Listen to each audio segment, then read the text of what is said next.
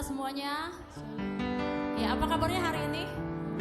Luar biasa ya, saya lihat muka-muka yang diberkati Tuhan, muka-muka yang mendapatkan penyertaan Tuhan, amin. Ya, oleh karena itu pada pagi hari ini kita mau membawa segenap hati kita ke hadapan Tuhan. Saya undang Bapak Ibu semua untuk bangkit berdiri. Mari kita siapkan hati kita. Terima kasih ya Tuhan, kami bersyukur buat anugerah-Mu Tuhan selama 1 minggu ini ya Tuhan. Selama kehidupan kami ya Bapa, Engkau terlalu baik di dalam hidup kami ya Tuhan. Ini kerinduan kami Tuhan. Kami mau membawa segenap hati kami Tuhan. Kami mau menghidupi Engkau ya Tuhan Yesus di dalam setiap hidup kami, di dalam setiap langkah kami ya Tuhan.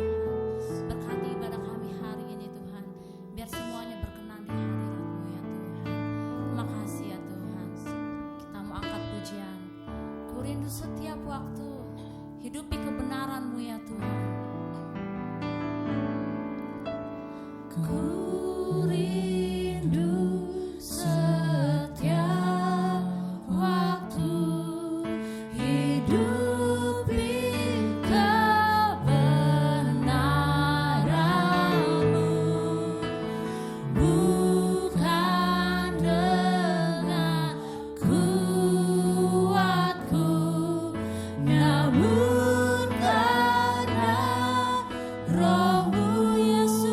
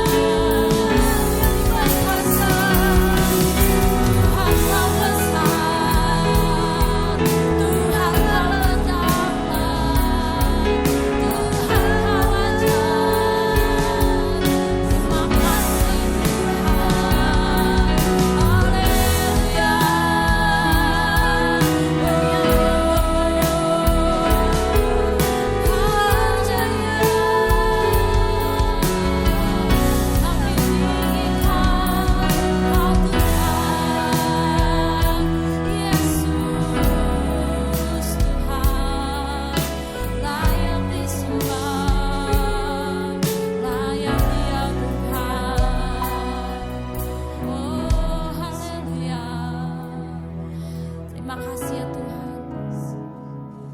Benar ya Tuhan, Kau Allah yang ajaib dalam hidup kami ya Tuhan. Kami merasakan ya Tuhan di dalam setiap langkah kami ya Tuhan. Kami butuh Engkau ya Tuhan. Kami butuh penyertaan-Mu ya Bapa di dalam setiap langkah kami ya Bapa. Mari ya Tuhan pada pagi hari ini dengan segenap hati ya Tuhan kami mau meminta biarlah ya Tuhan Yesus hadirat-Mu ya Tuhan boleh nyata ya Tuhan di dalam setiap hidup kami ya Tuhan. Boleh nyata di dalam setiap langkah kami ya Tuhan. Terima kasih ya Tuhan, terima kasih. Kami mau menyerahkan ibadah kami ya Tuhan pada pagi hari ini ke dalam tangan-Mu. Dalam nama Tuhan Yesus kami berdoa yang percaya katakan amin. Oke, shalom Bapak-bapak Ibu-ibu semuanya. Boleh kasih salam dulu kanan kiri mungkin untuk yang belum sapa kanan kirinya. Ya, Bapak Ibu semuanya ya, kita hidup dalam Tuhan, kita percaya bahwa selalu ada harapan, amin. Dunia boleh bilang, besok nggak ada harapan lah, nggak tahu gimana besok gitu ya. Tapi karena kita menyembah Allah yang hidup, jadi selalu ada harapan. Oleh karena itu kita mau angkat pujian, sebab Dia hidup.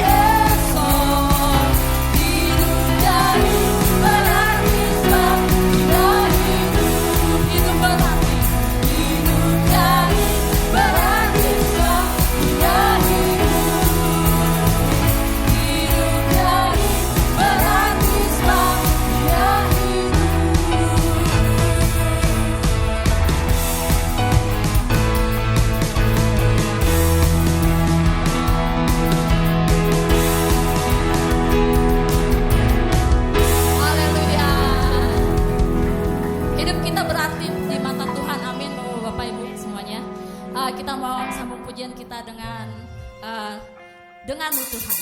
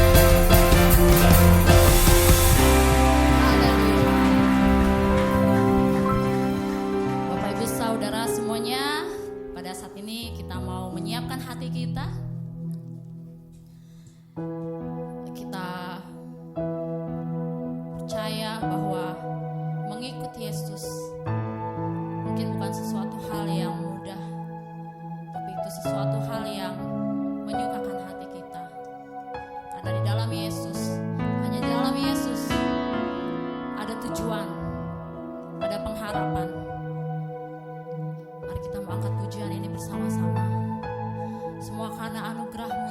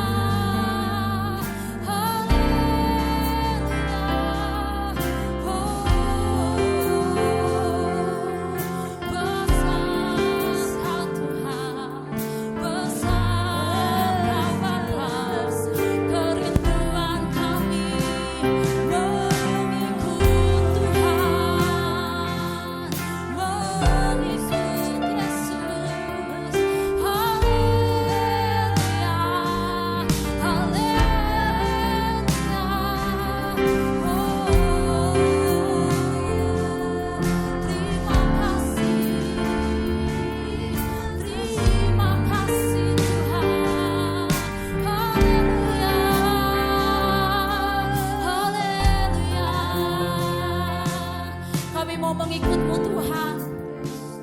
Oleh karena itu ya Tuhan, berjalanlah di depan kami ya Bapa. Jika Engkau tidak beserta dengan kami tidak mau berjalan ya Tuhan. Karena kami sadar penuh ya Tuhan, kami butuh Engkau di setiap langkah kami. Bila Engkau tak besertaku, kami tidak mau berjalan Tuhan. Kami butuh Engkau Tuhan. Pimpin langkahku dalam kasih.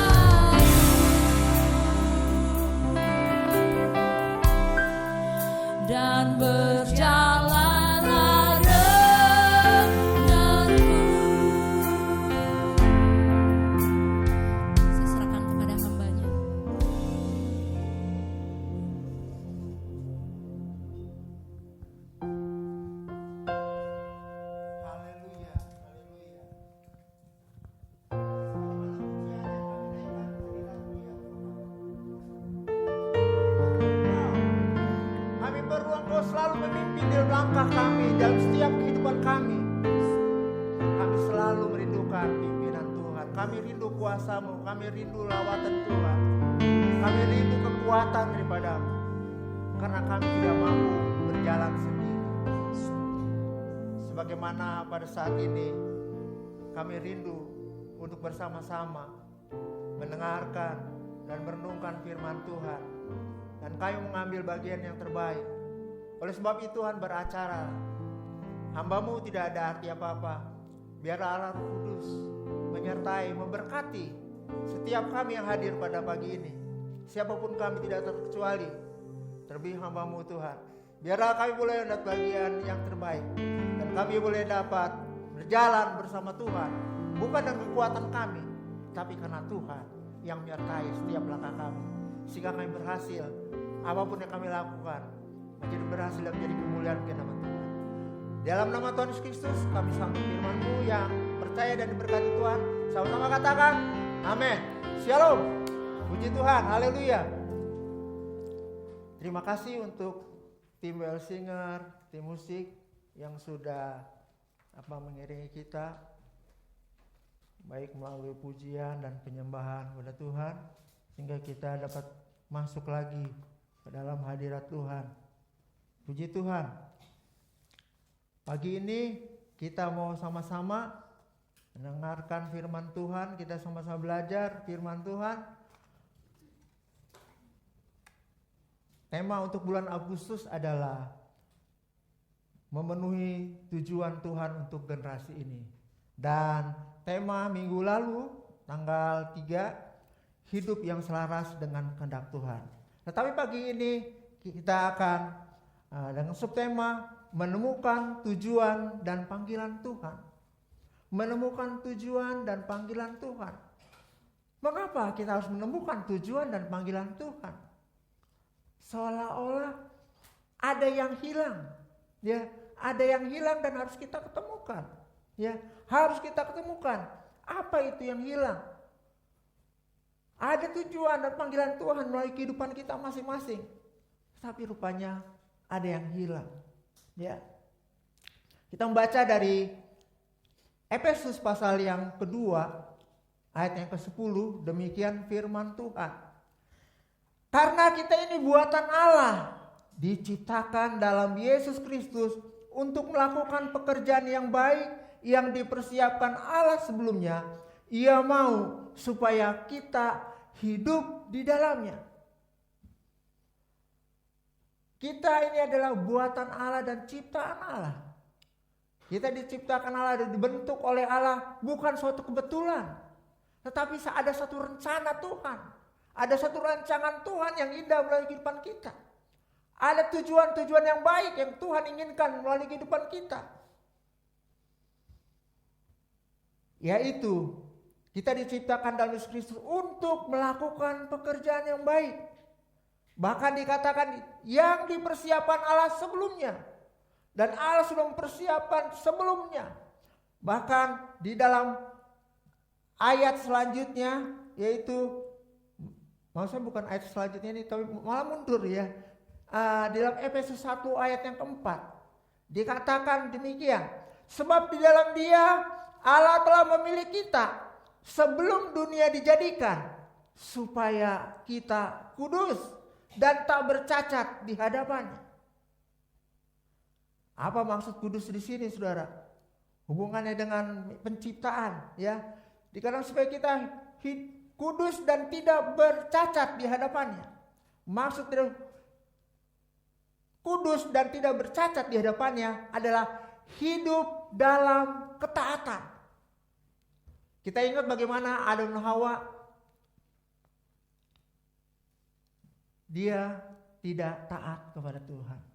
Ya, saudara, dalam Kejadian 1 ayat 26 berkata, berfirmanlah Allah, baiklah kita menjadikan manusia menurut gambar dan rupa kita, supaya mereka berkuasa atas ikan-ikan di laut, burung-burung di udara, dan atas ternak dan atas seluruh bumi, atas segala binatang melata yang merayap di bumi.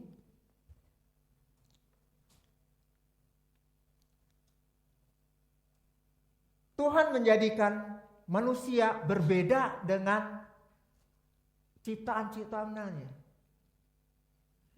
Banyak ciptaan-ciptaan dan sangat berbeda. Manusia diciptakan dengan secara spesial. Saya ulangi lagi, bukan karena kebetulan, tetapi khusus Tuhan begitu memperhatikan manusia.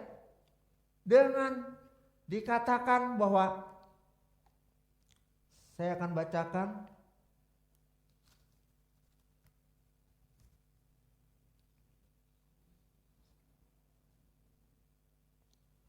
di dalam ayat yang Kejadian 1 ayat yang ke-27, tadi Kejadian 1:26 ke 27. Maka Allah menciptakan manusia itu menurut gambarnya. Menurut gambar Allah diciptakannya dia, laki-laki dan perempuan diciptakannya mereka. Berbeda penciptaan yang lain, saudara. Langit dan bumi, ya, binatang-binatang, semua diciptakan. Tuhan hanya mengucapkan saja, tidak secara khusus. Berbeda dengan manusia. Tuhan menciptakan dengan secara khusus, maka dibentuklah manusia itu dari tanah liat. Ya, maka Tuhan menghembuskan. Dalam Kejadian 2 ayat yang ke-7 dikatakan, ketika itulah Tuhan Allah membentuk manusia itu dari debu tanah dan menghembuskan nafas hidup ke dalam hidungnya. Demikianlah manusia itu menjadi makhluk hidup. Sangat berbeda. Kita bisa lihat bagaimana pohon-pohon ada, bagaimana gunung-gunung ada, bagaimana laut ada. Itu hanya diciptakan dengan berfirman. Tuhan berkata, dengan berfirman, jadilah, jadi. Tetapi dengan manusia khusus, saudara. Diambil tanah liat, dibentuklah, bahkan dibentuk dengan serupa dengan Allah. Gambar Allah, menurut gambar Allah, diciptakannya dia laki-laki dan perempuan. Jadi dibentuk oleh Allah. Dan setelah itu dihembuskan nafas.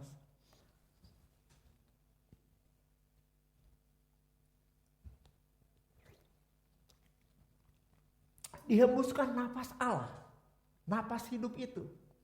Kalau binatang, burung-burung, atau apa saja yang ada bisa yang bernapas, ikan-ikan di laut, tidak pernah dituliskan bahwa mereka itu diciptakan dengan dihembuskan. Tapi manusia secara khusus berbeda, dihembuskan. Tapi sangat sayang, saudara, sangat disayangkan. Karena apa? Manusia jatuh ke dalam dosa. Padahal manusia sudah dibentuk secara khusus dan begitu spesial. Ya, bukan kebetulan. Spesial. Tetapi manusia justru melanggar perintah Allah. Manusia tidak taat kepada Tuhan.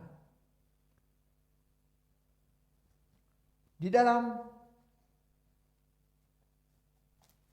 Efesus 1 ayat yang tadi saya sudah bacakan, saya ulangi lagi. Sebab di dalam Dia Allah telah memilih kita sebelum dunia dijadikan supaya kita kudus dan tak bercacat di hadapannya.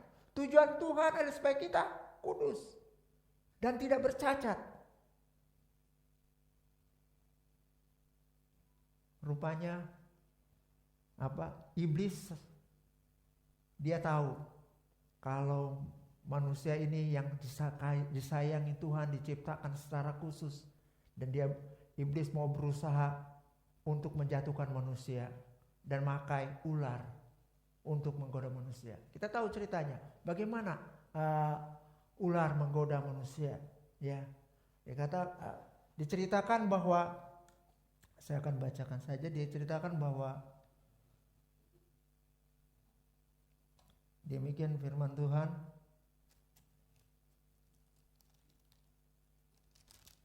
Ya, saya akan bacakan saja supaya lebih jelasnya. Manusia jatuh ke dalam dosa dalam Kejadian 3.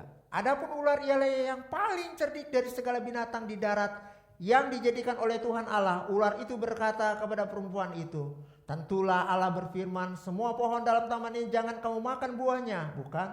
Lalu sahut perempuan itu kepada ular itu, buah pohon-pohonan dalam taman ini boleh kami makan, Tetapi tentang buah pohon yang ada di tengah-tengah taman, Allah berfirman, jangan kamu makan ataupun raba buah itu, nanti kamu mati. Tetapi ular itu berkata kepada perempuan itu, sekali-kali kamu tidak akan mati. Ayat 5, tetapi Allah mengetahui bahwa pada waktu kamu memakannya, matamu akan terbuka dan kamu akan menjadi seperti Allah, tahu tentang yang baik dan yang jahat. Di sini iblis dengan sangat liciknya dikatakan, tapi ketika kamu tidak akan mati, tetapi ketika kamu makan buah itu kamu akan tahu, ya, akan menjadi seperti Allah, tahu tentang yang baik dan yang jahat. Kalau seperti akhirnya kan yang dicoba yang pertama adalah si Hawa, ya.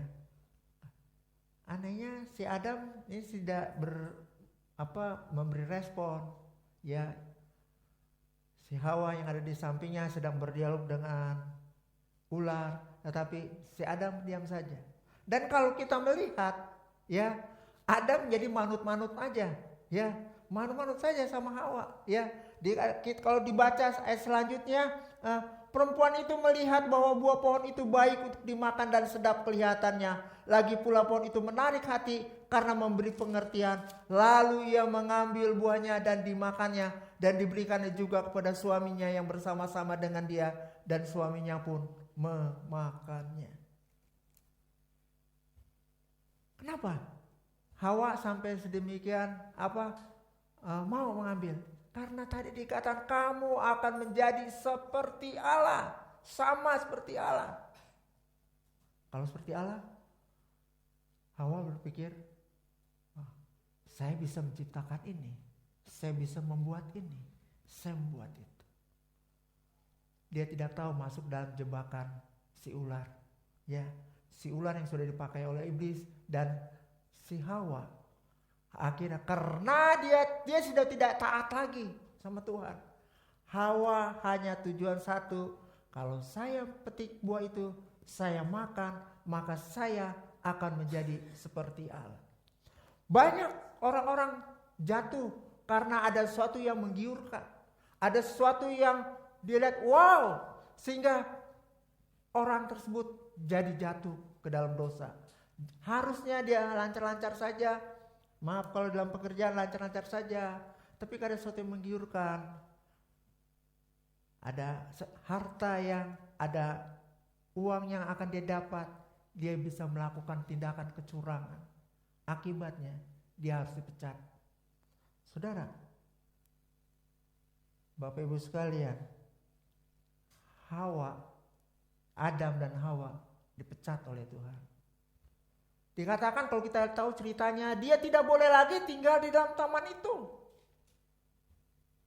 Saya juga tidak mengerti, padahal di situ kan Allah sudah menciptakan ada pohon buah pengetahuan baik dan jahat yang dimakan, ada pohon kehidupan. Tapi kenapa yang menarik hati buah pohon pengetahuan baik dan jahat ini? Karena buah pohon pengetahuan baik dan jahat ini, itu dia ada sesuatu yang menarik, dia akan menjadi seperti Allah. Padahal kalau Adam dan Hawa memakan buah pohon kehidupan, dia akan hidup selama-lamanya. Kadang-kadang pilihan kita menjadi salah, saudara. Ya, kita kadang-kala karena tergiur oleh rayuan-rayuan, tergiur oleh kata-kata manis, kita seringkali menjadi salah, saudara. Salah memilih. Melalui Adam dan Hawa ini, saudara, kita belajar bagaimana kita menempatkan diri kita dan bagaimana kita dapat mentaati firman Allah. Yang tujuan Allah tadi dikatakan dalam Efesus pasal 2 ayat 10, kita ini buatan Allah, diciptakan dalam Yesus Kristus untuk melakukan pekerjaan yang baik yang dipersiapkan Allah sebelumnya. Ia mau supaya kita hidup di dalamnya. Kita tidak bisa hidup di dalamnya, saudara, karena kita tergiur oleh sesuatu yang lebih menarik, sesuatu yang lebih instan, sesuatu yang lebih membuat kita menjadi wow. Itu seringkali banyak anak-anak Tuhan Bahkan tidak jarang hamba-hamba Tuhan juga saat-saat ini. Kita melihat banyak mereka yang meninggalkan Tuhan. Mereka lebih memilih dunia, mereka lebih memilih kesenangan, mereka lebih memilih kesukaan. Tidak salah sih mau hidup senang, mau hidup suka. Tetapi jangan tinggalkan Tuhan. Jangan melawan Tuhan. Karena Hawa melawan Tuhan. Dia katakan, dia memilih makan buah itu karena si ular berkata, kalau engkau makan buah ini, engkau akan sama seperti Allah. Tawaran, rayuan yang sangat menggiurkan. Mungkin kalau kita berkata, ya, kenapa kok Hawa bisa makan? Saya setelah saya pikir-pikir, kalau saya ada di situ juga, mungkinan bisa juga seperti Hawa ngambil itu buah dan kita makan. Mau jadi seperti Allah, kapan lagi? Lupa akan firman Tuhan. Padahal Tuhan begitu mengasihi. Tuhan ciptakan secara spesial. Tuhan ceritakan dengan serius. Berbeda ciptaan dengan yang lain-lainnya. Kalau yang lainnya diciptakan hanya Allah berfirman saja. Tetapi kepada Adam secara khusus. Dihembuskan napasnya Allah. Berarti Allah sendiri begitu peduli, begitu serius untuk manusia. Cuma manusia memberontak. Manusia tidak lagi. Saya ingin menjadi seperti Tuhan. Saudara, banyak maksud saya ya, entah bukan di perusahaan, di pemerintahan. Di pemerintahan kenapa terjadi ada kudeta? Karena ingin menjatuhkan yang sudah duduk duluan, dijatuhkan. Saudara, ada kudeta. Kita ingat tahun 65 Indonesia pun dikudeta dengan kejadian daripada G13 PKI. Hampir dijatuhkan pemerintahan. Karena ada sesuatu yang menarik. Bapak Ibu sekalian, bagaimana kita sadar dan kita kembali bahwa ada rencana khusus Tuhan dalam hidup kita. Dikatakan kembali dalam ayat yang saya ulangi, Efesus 1 ayat keempat. Sebab di dalam Dia Allah telah milih kita sebelum dunia dijadikan supaya kita kudus dan tak bercacat di hadapannya. Ya. Tetapi nyatanya kita tidak bisa kudus. Karena kita terpincut, kita lebih menarik ya dengan rayuan-rayuan yang si ular. Bagaimana kalau kita sudah jatuh ke dalam hal yang demikian? Saudara, hanya satu, kita harus kembali kepada Tuhan. Itu sebabnya dalam Yohanes 3 ayat 16 berkata, karena begitu besar kasih Allah akan dunia ini, sehingga Ia telah menyerahkan anaknya, mengurniakan anaknya yang tunggal itu, supaya setiap orang yang percaya tidak binasa, melainkan beroleh hidup yang kekal. Allah sungguh sangat luar biasa. Iblis pikir rencana Tuhan gagal. Rencana Tuhan gagal dan tidak akan berlanjut. Karena tujuan Tuhan kan manusia hidup di dalam damai sejahtera Tuhan. Tetapi nyatanya iblis berusaha menjatuhkan manusia ke dalam dosa. Tetapi Tuhan tidak kalah dengan siasatnya iblis. Itu sebabnya Tuhan mengirimkan Tuhan Yesus. Ya Allah bahwa mengirimkan Tuhan Yesus, mengorbankan Dia, memberikan anak yang tunggal itu kepada kita, disalibkan, mati dan dibangkitkan, supaya kita yang percaya tidak binasa, melainkan beroleh hidup yang kekal. Ini rencana yang luar biasa, saudara. Dan tidak, ketika Tuhan Yesus sendiri yang mati di kayu salib, membuktikan segala dosa, kejahatan, kuasa kegelap dikalahkan oleh darah Yesus. Saudara, kita bersyukur melalui darah Yesus kita boleh disucikan. Melalui bilur-bilur Yesus kita disembuhkan. Penyakit bisa ada gangguan dari roh jahat. Penyakit bisa gangguan karena kita makan makanan yang tidak sesuai. Penyakit bisa juga karena kita tidak merawat tubuh kita. Tapi luar biasa. Untuk yang September nanti ya, karena saya yang membuat tema khotbah itu, Tuhan itu kuasanya luar biasa, dahsyat dan tidak ada bandingannya. Bapak Ibu yang diberkati Tuhan, Tuhan menginginkan kita untuk kembali melakukan pekerjaan yang baik yang sudah dipersiapkan sebelumnya. Untuk itu kita harus kembali kepada Tuhan. Kita harus sadar akan panggilan Tuhan. Kita harus kuat dalam iman kita. Dengan segala gangguan-gangguan, dengan segala godaan, dengan segala situasi dunia saat ini yang membuat kita mungkin jadi terpincut. Ya, menarik hati kita. Sehingga kita lupa ada tujuan Allah. Tuhan ingin supaya kita melakukan, yaitu di dalam Matius 4 ayat 19 berkata, Yesus berkata kepada mereka, mari ikutlah aku dan kamu akan kujadikan penjala jiwa, penjala manusia. Tuhan ada suatu tugas dari Tuhan. Tuhan merindukan kita.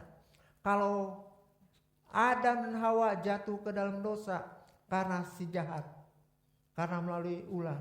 Tapi sekarang kita ini diinginkan Tuhan supaya kita melakukan yang baik, yaitu kita menjadi penjala manusia.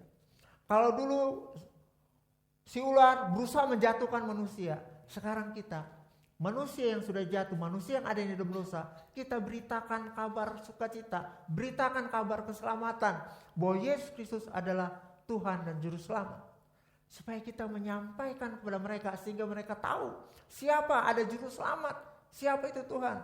Kemarin waktu saya pulang dari ketika habis ngikutin pesta itu pernikahan, saya naik taksi sendiri karena mereka pergi ke mall, saya karena ada harus dibeli mereka, dan saya harus pulang sendiri. Dan saya aneh, tapi nyata tiba-tiba si bapak itu memang saya kayak agak curiga nih. Bapak polisi, Pak mau tanya Pak, dia tiba-tiba dia cerita aja, maaf aja mereka dari seberang, ya. Dia cerita dengan panjang lebar dia cerita, dengan panjang lebar dia cerita. Pokoknya yang lain-lain tuh agama ini, agama ini dia sendiri juga yang orang-orang salah, yang benar yang ini nih, dia bilang. Dia ceritakan gini-gini. Bahkan ada satu dia bilang ada tidak boleh selain rambut terlihat. Itu. Dan pokoknya dia cerita banyak, mengajak saya, nggak ngajak, pokoknya dia ceritakan bahwa inilah seolah agama saya yang benar. Yang ini, yang lain-lain nggak ada. Dan saya teringat, saya mau balas apa gitu, bukan mau balas ya. Jadi jangan saya diomongin terus gitu ya, tapi saya diem aja gitu ya. Saya juga gak mau membuat dia jadi sakit hati kalau saya ngomong ini keras. Ya kembali saya bawa yaitu Yohanes 3 ayat 16. Saya bilang, Pak, saya juga mau bicara, kalau Bapak terus sudah bicara panjang lebar, saya tahu. Tapi saya bilang, saya ada satu ayat, saya bilang, Yohanes 3 ayat 16, karena begitu besar kasih Allah akan dunia ini, sehingga ia telah mengaruniakan anak yang tunggal itu, supaya setiap orang yang percaya tidak binasa, melainkan beroleh hidup yang kekal. Tapi saya udah tahu jawaban dia. Itu sudah dipalsukan katanya sama murid-murid itu yang namanya si Paulus, si ini, dia sebutinnya gitu. Wah ya udah, nggak usah diikut perpanjang lebarkan lagi kalau orang demikian. Ya udah. Dan kebetulan udah mau sampai rumah. Dan kebetulan juga saya nggak mau sampai rumah, dia berhenti. Jadi sekitar 60 meter dari rumah dia justru berhenti di situ supaya dia cerita panjang. Dia bilang, ini tapi saya sudah sampaikan. Katakan, jadi kita sekarang harus seperti itu. Tuhan Yesus katakan bahwa supaya di dalam Matius 4:11, Yesus berkata kepada mereka, mari ikutlah aku dan kamu akan kujadikan penjala manusia, penjala jiwa. Nah, saudara, kita harus bisa menempatkan diri, saudara. Ya, kita harus berani untuk bersaksi, menyampaikan kesempatan. Jadi jangan takut, saudara. Cuma jangan sampai kita jadi seperti berargumentasi, sampaikan yang penting aja. Satu ayat, ya, yang penting supaya dia tahu. Ya. Saya mau menjelaskan lebih jelas itu bahwa apa tadi, yang percaya tidak binasa. Saya mau sampaikan, tapi karena sudah waktunya, kebetulan juga dia bilang, Pak maaf Pak, saya ada lagi telepon panggilan. Yang benar dia turun berhenti, jangan, udah saya kagak mau sampai rumah. Iya Pak, saya turun ke sini aja Pak. Dia jalan. Bapak Ibu, jika ada waktu, kesempatan kita untuk berbicara. Saya banyak yang harus saya nggak berceritain sama saudara. Ada di dalam hati, ada kayak misi-misi yang harus diselesaikan, tapi saya belum bisa. Ya, namun itu kerinduan. Saudara, mari kita sama-sama. Kita menjadi penjala manusia, masih membawa jiwa kepada Tuhan. Berapapun, dia kata berapapun harganya harus kita bayar. Artinya kita harus berani, harus kita sampaikan. Kalau iblis berusaha membawa manusia masuk dalam neraka, Tuhan membawa manusia melalui Yesus Kristus mati di kayu salib untuk kita percaya dan kita bisa masuk ke dalam kerajaan surga yang mulia. Itu yang rindukan Tuhan. Tuhan merindukan itu. Oleh sebab itu, Bapak Ibu sekalian, mari kita mau sama-sama. Hidup kita ada di dalam tangan Tuhan. Apa yang dapat kita balas? Apa yang dapat kita berikan sama Tuhan? Mari kita berikan. Hanya Tuhan selalu meminta supaya kita menjadi penjala manusia, membawa jiwa-jiwa yang belum mengenal Tuhan kepada Tuhan. Itu pekerjaan yang baik. Itu pekerjaan yang kita selesaikan, ya. Bapak Ibu, biarlah kita bersama-sama melalui renungan firman Tuhan ini. Pagi ini kita boleh diingatkan bahwa ada tugas yang harus kita selesaikan. Ya, ini tanggung jawab kita. Dan saudara kita, adik-adik saya juga, itu salah satunya adik-adik saya juga. Kayaknya saya sudah habis cara, ya. Tapi emang Tuhan harus bilang supaya kita tetap mengulangi bertanya dan berulang-ulang. Saudara, kita siapa yang berdosa cuma sekali, ya. Kita kadang bersalah sama Tuhan berkali-kali, berulang kali. Tapi Tuhan kalau sering mau ampuni kita. Masa kita, kalau saya hitung, oh iya, dosa saya sama Tuhan dengan saya bersaksi sama adik-adik saya, banyakkan dosa saya minta salah sama Tuhan, ya minta ampun sama Tuhan. Tapi kepada keselamatan mereka, itu harus kita ulangi. Mari kita sama-sama bahwa kita bawa hidup kita supaya hidup kita ini menjadi alat bagi kemuliaan nama Tuhan. Dan tujuan Tuhan dapat diselesaikan oleh kita. Lakukan dengan sepenuh hati, lakukan dengan sekuat tenaga, lakukan dengan sungguh-sungguh. Satu, jangan mengandalkan kekuatan sendiri, kita harus mengandalkan Tuhan. Biar Tuhan yang bekerja, melalui Roh-Nya yang kudus, kita percaya Tuhan mampukan kita dan Tuhan melawat mereka. Sehingga nama Tuhan dipermuliakan. Mari kita tundukkan kepala. Kita mau angkat pujian.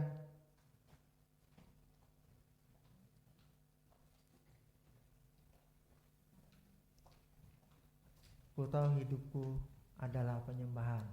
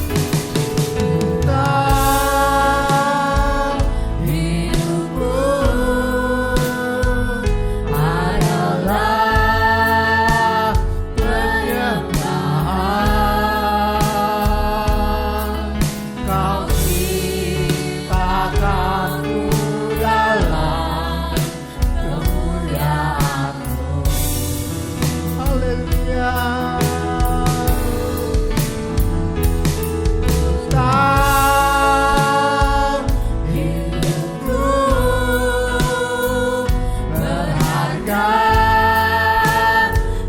matamu, segenap hidupku bersama. Hanya musik saja, hanya musik. Haleluya. Tahukah saudara bahwa kita berharga di mata Tuhan? Apakah hidup kita sudah menjadi penyembahan? Ataukah hidup kita malah sebaliknya? Hidup kita tidak lagi menyembah Tuhan. Maksud saya, kita tidak taat akan Tuhan. Bagaimana Adam dan Hawa jatuh karena tidak taat. Seringkali kita mendengarkan firman Tuhan, tetapi ketika kita pulang kita lupa pesan-pesan Tuhan. Padahal kita sangat berharga di matanya. Dia rindu kita boleh menjadi alat bagi kemuliaan-Nya. Kita harus tahu apa tujuan hidup kita. Tuhan merindukan kita menjadi alat bagi kemuliaan-Nya. Kita dapat menyampaikan keselamatan buat orang lain yang belum mengenal Tuhan. Keluarga kita, tetangga kita. Mari beranikan dirimu, buka mulutmu untuk berbicara. Minta hikmat dari Tuhan supaya kita boleh dapat menyampaikan kebenaran firman Tuhan. Supaya orang lain yang berada di dalam kegelapan, mereka melihat terang Tuhan yang ajaib. Hidup kita adalah penyembahan. Ketika kita melakukan, menjadi alatnya Tuhan, menjadi agenda Tuhan untuk penyelamatan jiwa. Itu adalah bahwa hidup kita menyembah Tuhan. Ku tahu hidupku.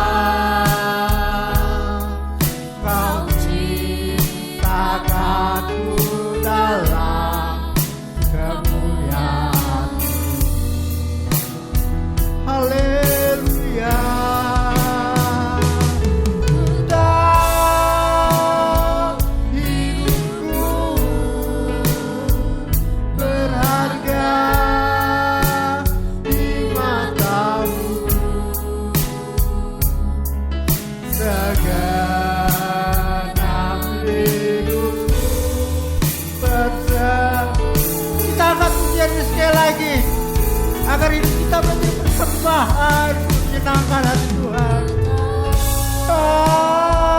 Hidupku adalah penyembahan. Kau ciptakanku dalam kemuliaan-Mu. Haleluya.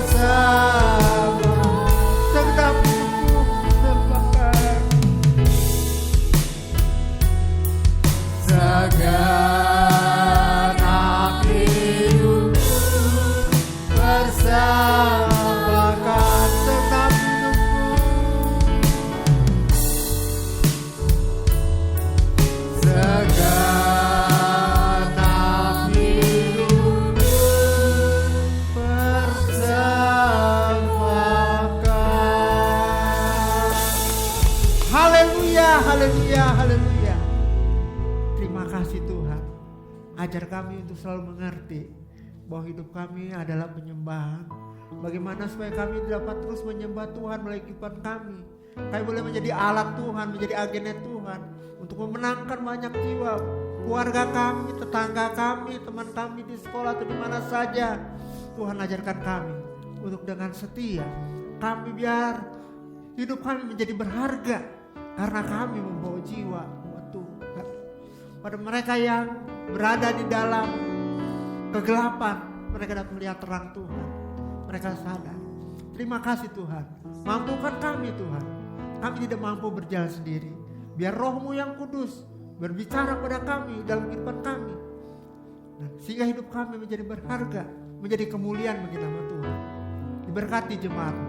Hamba tidak tahu Tuhan kesulitan permasalahan mereka. Namun satu hal yang kami tahu, bahwa Engkau membuat kami menjadi berharga. Berarti Tuhan memelihara kami, Tuhan memberkati kami, Tuhan menolong kami, Tuhan menyembuhkan kami, dan Tuhan yang mengangkat kami. Terima kasih Tuhan. Engkau baik, sungguh baik, sangat baik. Allah Roh Kudus bekerja lebih lagi di dalam setiap hati dan pikiran jemaat, sehingga kami boleh menjadi alatnya Tuhan, menjadi kemuliaan bagi nama Tuhan, dan hidup kami berharga. Dalam nama Tuhan Yesus Kristus kami sudah berdoa dan mengucap syukur. Terima kasih Tuhan. Mari percaya dan berkati Tuhan. Saya semua katakan amin. Tuhan Yesus memberkati. Saya kembalikan